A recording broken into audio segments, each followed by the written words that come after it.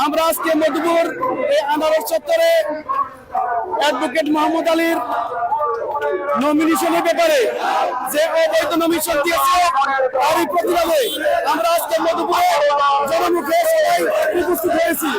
আমরা যে পর্যন্ত এই মোহাম্মদ আলীর নমিনেশন না পাবে সে পর্যন্ত আমরা এই মধুপুর থেকে এই মধুপুর আনারস চত্বর ছাড়বো না। উত্তর টাঙ্গাইলের সবচেয়ে জনপ্রিয় ব্যক্তি অ্যাডভোকেট মোহাম্মদ আলী সাহেব আগামীতে জাতীয় সংসদ নির্বাচনে ধানের শীষের পক্ষ থেকে তিনি নমিনেশন চাচ্ছেন।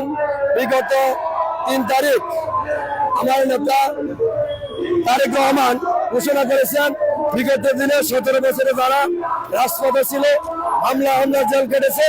আমার প্রিয় নেতা অ্যাডভোকেট মোহাম্মদ আলী সাহেব 2 বার জেল কেটেছেন এবং 17 মামলার আসামি। কিন্তু আমরা কি দেখতে পেলাম, প্রিয় নেতা অ্যাডভোকেট মোহাম্মদ আলী সাহেব বিগত 17 বছর হামলা রাজপথে ছিল, কিন্তু ওই বুয়াপুর থেকে আসা বারবার স্বপন ফকির সাহেব বিগত দুইবারে মধুপুরে ফেল করেছে, আবার মধুপুরের বিএনপিকে ধ্বংস করার জন্য পায়তারা করছে।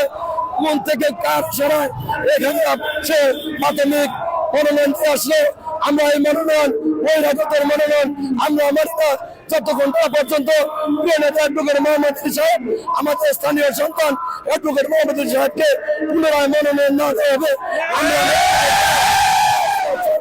দলের সিদ্ধান্ত ছিল যে 17 বছর মামলা শিকার যার জনমত বেশি আমাদের নেতা মোহাম্মদ আলী 17 বছরে তার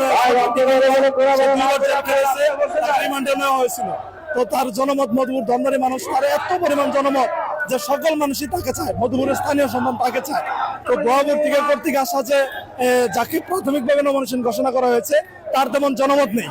তো আমরা সকলে ঐক্যবদ্ধভাবে আছি যে নমিনেশন প্রাথমিকভাবে ঘোষণা করেছে সেই নমিনেশনের বাতিলের দাবিতে আমরা আন্দোলন সংগ্রাম করছি। তো ইনশাল্লাহ আমাদের আশাবাদী যে ভারপ্রাপ্ত চেয়ারম্যান জনাব তারেক রহমান উনি এটা বিবেচনায় নেবেন, মধুপুরের যে নমিনেশন যে প্রাথমিকভাবে ঘোষণা করা হয়েছে সেটা পরিবর্তন করে আমাদের সকলের যে দাবি, আমাদের মধুপুরের স্থানীয় সন্তান লালমাটি সাদা সন্তান ওনাকে ইনশাল্লাহ পুনরায় বিবেচনা করে নমিনেশন দেবে এই আশায় আমরা ব্যক্ত করি।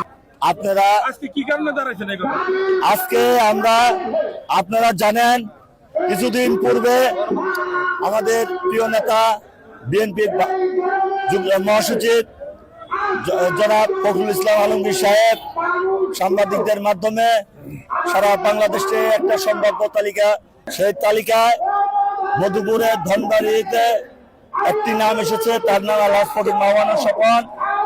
আপনারা জানেন স্বপন ফকিরের বাড়ি এই মধুপুরে না, তার বাড়ি হল ভুয়াপুর নিকরায়।